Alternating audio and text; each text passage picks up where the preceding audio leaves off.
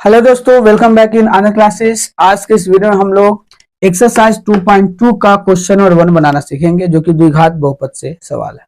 तो सबसे पहले चलिए क्वेश्चन जानते हैं क्या कह रहा है। निम्न द्विघात बहुपदों के शून्यक तथा शून्यक ज्ञात कीजिए और शून्यकों तथा गुणांकों के बीच के संबंध की सत्यता की जांच कीजिए। यानी इस क्वेश्चन में आपको सबसे पहले शून्यक ज्ञात करना। शून्यक होता है हल। द्विघात बहुपद में दो हल होते हैं, यानी दो ऐसा वैल्यू जिसको x का वैसा वैल्यू जिसको x की जगह रखेंगे तो वो पूरा जीरो हो जाएगा। तो द्विघात बहुपद में दो ऐसे आंसर होते हैं जिसको रखने पे पूरा द्विघात जीरो हो जाता है। तो उसको हम लोग ज्ञात करना। अब ज्ञात करने के लिए हम लोग यहाँ पे जिस विधि का यूज करने वाले हैं उसको बोलते हैं मिड टर्म स्प्लिटिंग।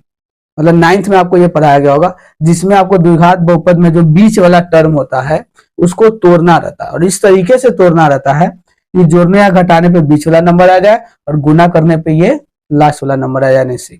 अब इसको डिटेल में समझने के लिए हम लोग चलिए पहले जानते हैं कि इसको करते कैसे सॉल्व।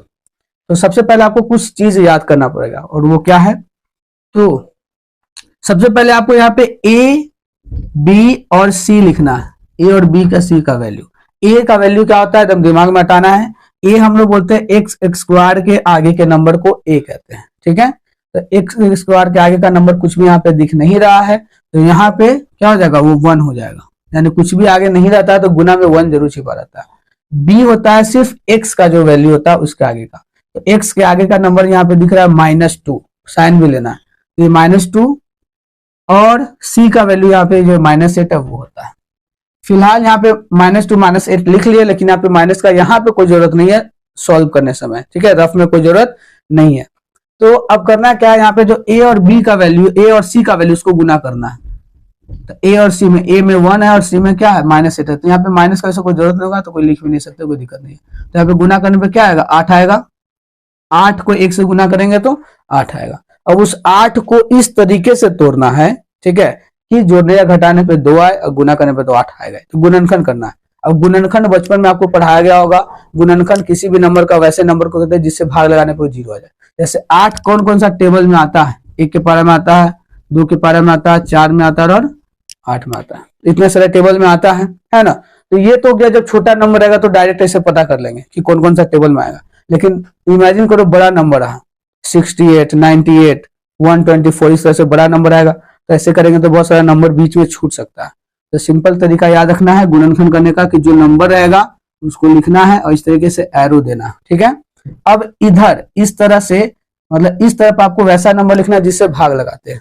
तो मान लो हम सबसे पहले 1 से स्टार्ट किए, तो 1 से भाग लगाएंगे 8 में, तो कितना बार में आएगा, 8 बार में। तो जितना बार में आएगा उसको इधर लिखना है। अब चेक करना आगे, 1 से बाद आता है 2, 2 के पार में 8 आता है, तो 2 यहाँ पे लिखे, कॉमा दिए, 4 बार में आएगा तो 4 लिखे। अब 2 के बाद आता है 3, तो 3 के पारा में तो 8 नहीं आता है।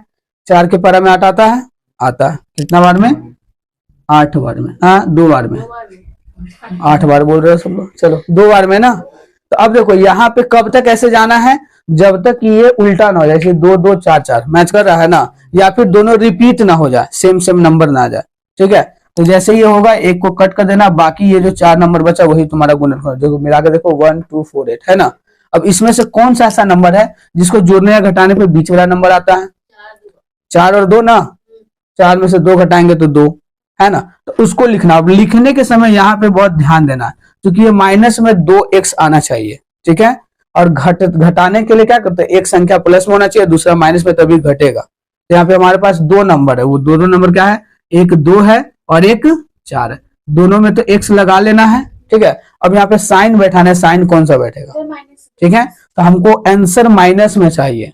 तो जब भी आंसर माइनस में चाहिए होगा तो बड़ा नंबर को माइनस में लिखेंगे और छोटा नंबर को, अब देखो 4 में से 2 घटाएंगे तो 2x आ जाएगा, और बाकी इधर वाला जो है वो वही रह जाएगा। यहाँ पे क्लियर हुआ कैसे किए। जब भी माइनस में आंसर लाना हो और जोड़ने घटाने पे, तो घटाने पे अगर माइनस में ला रहे तो 2 नंबर रहेगा, एक प्लस में एक माइनस में, क्योंकि अगर दोनों माइनस में लिखोगे तो जुट जाएगा, या दोनों प्लस में भी लिखो तब भी जुट जाएगा। यहाँ पे घटाना है इसलिए एक माइनस में एक प्लस में। अब ध्यान देना यह है कि माइनस में किसको लिखेंगे, अगर आंसर माइनस में चाहिए तो जो बड़ा नंबर रहेगा उसको माइनस में लिखेंगे, और आंसर प्लस में चाहिए होता है, मान लो यहाँ पे +2 रहता तो यहाँ पे 4+ वाला रहता। समझ में आया, ये चीज ध्यान देना।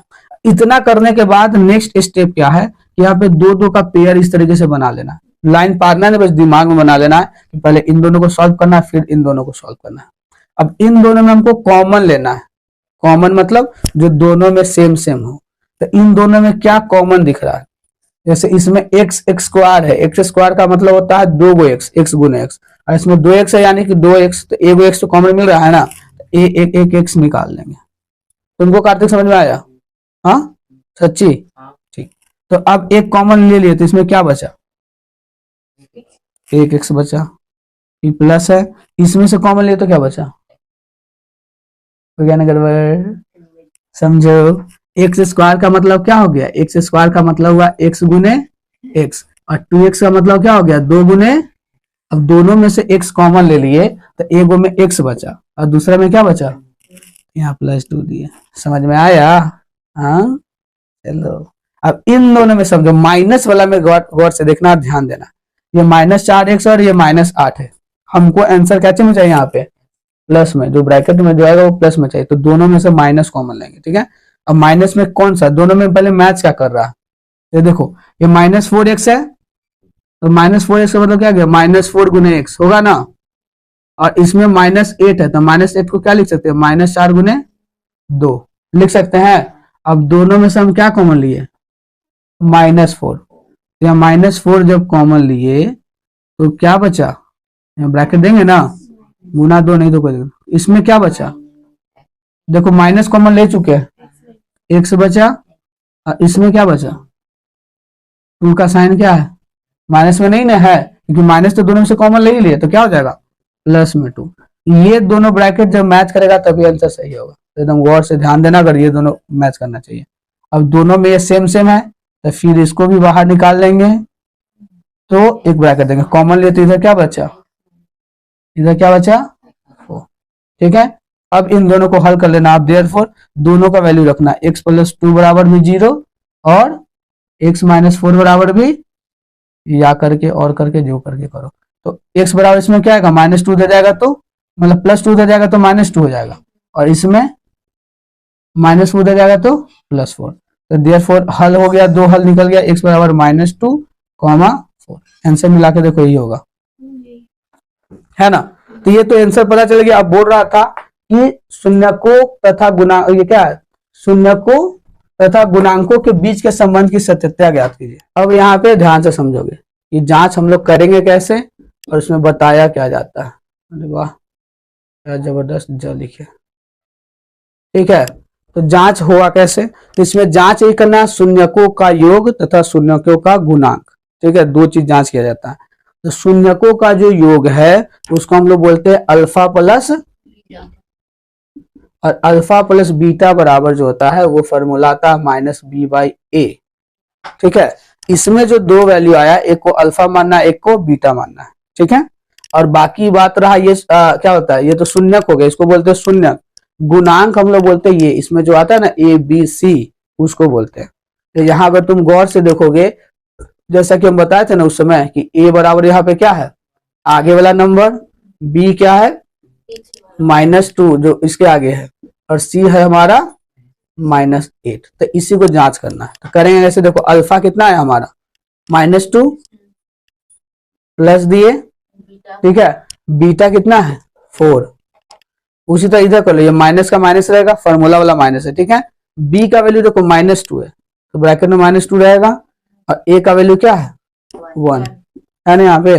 अब देख लो, 4 में से 2 घटेगा तो 2 बचेगा ना, इधर माइनस माइनस प्लस हो जाएगा, इधर भी 2। तो ये दोनों तो बराबर हो गया। ये शून्यकों का योग वाला था, जो कि प्रूफ हो गया कि दोनों बराबर है। ठीक है। वैसे जांच करने का अलग तरीका बुक में बताया जाएगा, हम तुमको शॉर्टली दोनों तरफ करके बतला रहे हैं।